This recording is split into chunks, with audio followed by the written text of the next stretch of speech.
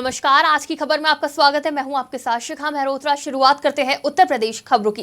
5 राज्यों के चुनावी नतीजों में बीजेपी ने 3 राज्यों में शानदार प्रदर्शन करते हुए जीत दर्ज करी। बीजेपी की शानदार जीत के बाद अब बीजेपी कार्यकर्ता लोकसभा चुनाव की तैयारियों में जुट गए हैं। वहीं 2047 तक भारत को विकसित राष्ट्र बनाने के लिए पीएम मोदी के संकल्प और सपने को साकार करने के लिए पूरे प्रदेश विकसित भारत संकल्प यात्रा निकाली जा रही है। इसी क्रम में सोनभद्र में कार्यक्रम का आयोजन किया गया। कार्यक्रम में ग्रामीणों को केंद्र और राज्य सरकार की योजनाओं के बारे में बताया गया।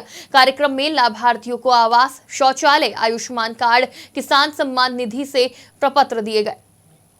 उत्तर प्रदेश के हमारे यशस्वी मुख्यमंत्री योगी आदित्यनाथ जी 2014 के पहले जब इस देश में भारतीय जनता पार्टी 14 में सरकार बनाई और श्री नरेंद्र मोदी जी देश के प्रधानमंत्री हुए तो उन्होंने लोकसभा के दरवाजे पर मस्तक अपना झुकाते हुए उन्होंने कहा कि इस देश में हमारी सबसे ज्यादा माताएं बने हैं जिनको शौचालय की दिक्कत है। उन्होंने कहा कि पहले मैं इस देवालय से पहले शौचालय बनाने का काम करूंगा। दोस्तों, घर घर गांव गांव आपने देखा होगा कि किस प्रकार से घर घर शौचालय बनाने का काम चल रहा है और 2024 तक एक भी घर नहीं छूटेगा जिसका मकान।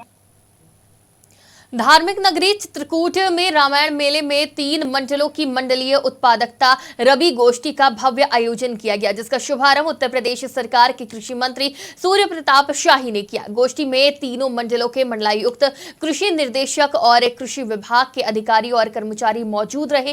कार्यक्रम में किसानों के लिए संचालित योजनाओं की किसानों को जानकारी प्रदान की गई। इस दौरान किसानों ने अपनी समस्याएं भी बताई। गोष्ठी का आयोजन यहाँ पर चित्रकूट धाम मंडल और झांसी मंडल और कानपुर मंडल की संयुक्त यहाँ पर हुई है, जिसके भीतर कृषि विभाग और सभी संबंधित विभागों की योजनाएं जो कृषि से और किसानों से संबंधित हैं, सबने इसके भीतर अपनी जानकारियाँ दी हैं और साथ साथ में किसानों का भी इसके साथ संवाद हुआ है। जो उनकी कठिनाइयाँ हैं या जो उन्होंने सुझाव रखे हैं उनको भी हम लोगों ने सुना है और उसका वो सम्यक तरीके से उनका समाधान करने का प्रयास किया है। जिनको नीतिगत मसला है उनका समाधान भी किया जाए। अंबेडकर नगर में नगर पंचायत इल्तिफातगंज में ईओ शासन की मंशा पर बट्टा लगा रहे हैं। आज की खबर की टीम पंचायत के निवासियों द्वारा मिल रही शिकायतों की जमीनी हकीकत जानने औचक निरीक्षण करने जब पहुंची तो औचक निरीक्षण में ईओ कार्यालय खाली मिला, जहां सरकार की मंशा और योजनाओं को धरातल पर उतारने के लिए पंचायत ईओ निकाय में विकास को पंख लगाने के लिए तैनात की गई है। लेकिन ईओ के मनमानी का खामियाजा नगरवासी भुगत रहे हैं। साथ ही अभी तक कंबल वितरण और अलाव की समुचित व्यवस्था भी पंचायत प्रशासन नहीं कर सका है। पंचायत प्रशासन की लापरवाही का खामियाजा पंचायत के 15 वार्ड और राहगीर भुगत रहे हैं। यहाँ पे लोगों का जो भी निर्णय आया चुनाव में, वो कहीं ना कहीं से लोगों के सामने वो चीज आ रही है। वो चाहे पंचायत, नगर पंचायत के अध्यक्ष महोदय हो या नगर पंचायत अधिशासी अधिकारी हो, दोनों लोगों का यही है कि लोगों से मिलना जुलना भी नहीं है और किसी काम को सुचारू रूप से करना नहीं है। बस अपनी अपनी तानाशाही। वो एक अध्यक्ष जी है, वो एक जाति वर्ग विशेष को लेके हर काम कर रहे हैं और अब तो नाले पे दाला लग गया है कि ईओ महोदय भी उन्हीं के जाति वर्ग विशेष से हैं, तो कहीं ना कहीं उसी हिसाब से। लखनऊ के गोमती रिवर फ्रंट पर गोमती पुस्तक महोत्सव का आयोजन किया जा रहा है। इस बार बच्चों और युवाओं को अपने लेखन कौशल को निखारने का मौका भी मिला।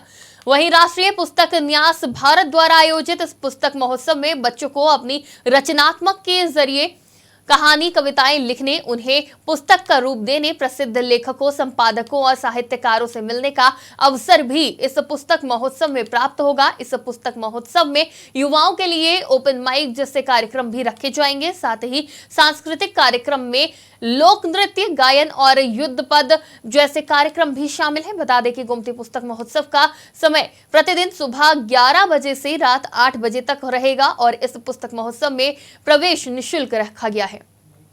मेरा नाम अमित सिंह है, मैं नेशनल बुक ट्रस्ट इंडिया से हूँ। और हम गोमती पुस्तक महोत्सव 2023 लेकर आए हैं Gomti river front park Lucknow में। यह 9 दिसंबर से 17 दिसंबर 2023 तक सुबह 11 से 8 बजे तक हर रोज़ है और इस वर्ष का थीम है सभी के लिए पुस्तकें। तो हमारी कोशिश यह है कि समाज के हर वर्ग के लिए हर एक की पसंदीदा पुस्तकें एक जगह पर उपलब्ध हो ताकि लोगों में पढ़ने की जो रुचि है वो जागृत हो। इसको हम सपोर्ट करने के लिए अलग अलग जेनरेशन के हिसाब से अलग अलग तरह की गतिविधियाँ रखते हैं।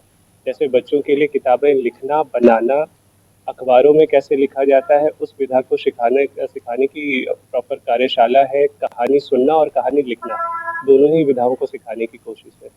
अगर आप दूसरी तरीके से देखें तो ये गोमती नदी के किनारे हमने खुले वातावरण में रखा है जो नॉर्मल से थोड़ा सा ब्रेक करने की कोशिश है, इसलिए ताकि आप इसको एक दबाव में ना लें, किताबों को आनंद से पढ़ें। जाड़े की धूप में अच्छा मौसम।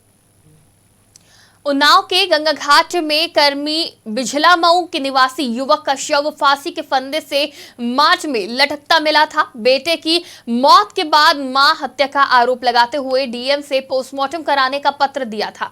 बाढ़ का पानी भरा होने के कारण 3 अगस्त को शव नहीं खोदा जा सका। गुरुवार को 4 घंटे खुदाई हुई लेकिन शव नहीं मिला। शव की जगह कपड़े बरामद हुए। वहीं मां ने शव को गायब करने का आरोप लगाया है। वहीं सीओ सिटी ने कहा कि बाढ़ के पानी में शव इधर उधर बह गया होगा।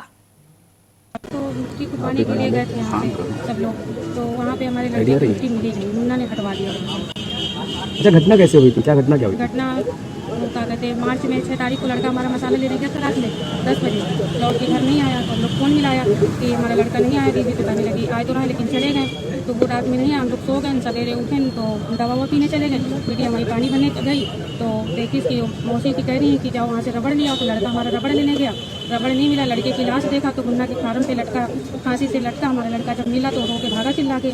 जब हम लोग को बताया तो क्या कहते हैं, मुन्ना अपने आदमी लगवा के जल्दी से मिट्टी कटवा के बाहर करवा दिया। कहने लगा चिल्लाना नहीं, और कहने लगा बीमार था तो जैसे बीमार होते तो मतलब बीमारी की हाल में, और वो मार के वहाँ पे टांग दिए। और कहीं कि अपने आप लगा, अपने आप नहीं लगाया। मुन्ना अपने फार्म पे हमें लड़कों को मार के टांगे नहीं है और टांग के वहाँ से हटवा दी है। जल्दी जल्दी निर्वा के मालती और मुन्ना कि कह देना कि पुलिस सबको समझ में आ रहा। कौन है मुन्ना? मुन्ना कौन है?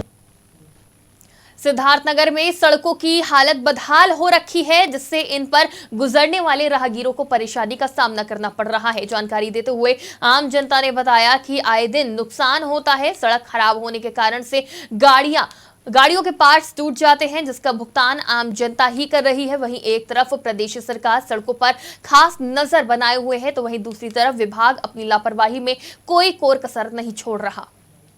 काफी दिनों से खराब है सड़क।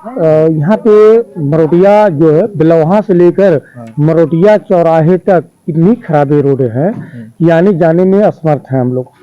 अगर हम लोग एक दफा रोड से चले जाते हैं तो दोबारा आने में सोचना पड़ता है। चल रहा है कि इसका टेंडर हो गया है, मिट्टी पड़ रहा है बगल में। बिलौहा और सेमरा 7 किलोमीटर की दूरी है और यहाँ हम लोग 2 साल से ये किल्लत झेल रहे हैं इस आशे में कि अब बनेगा, अब बनेगा, अब बनेगा, लेकिन जो कहते हैं वैसे ही है। अब आगे विभाग और ठेकेदार के। राजस्थान में राष्ट्रीय राजपूत करणी सेना के राष्ट्रीय अध्यक्ष सुखदेव सिंह गोगामेड़ी की हत्या का मामला सामने आया, जहां अब विरोध देखने को मिल रहा है। विरोध प्रदर्शन हर तरफ किया जा रहा है। वहीं सहारनपुर में अब राजपूत समाज सड़कों पर उतर आया है। जमकर नारेबाजी करते हुए सरकार का पुतला दहन कर विरोध प्रदर्शन किया गया है। प्रदर्शन कर रहे राजपूत समाज के लोगों द्वारा मांग की गई कि सुखदेव गोगामेड़ी के हत्यारों के खिलाफ जब तक कोई ठोस कार्रवाई नहीं की जाएगी तब तक राजपूत समाज चुप नहीं बैठेगा। इस अवसर पर मुख्य रूप से सभा के तहसील अध्यक्ष अक्षय चौहान, अजय चौहान सहित कई लोगों ने राजस्थान सरकार का पुतला दहन कर राजपूत समाज ने विरोध प्रदर्शन किया।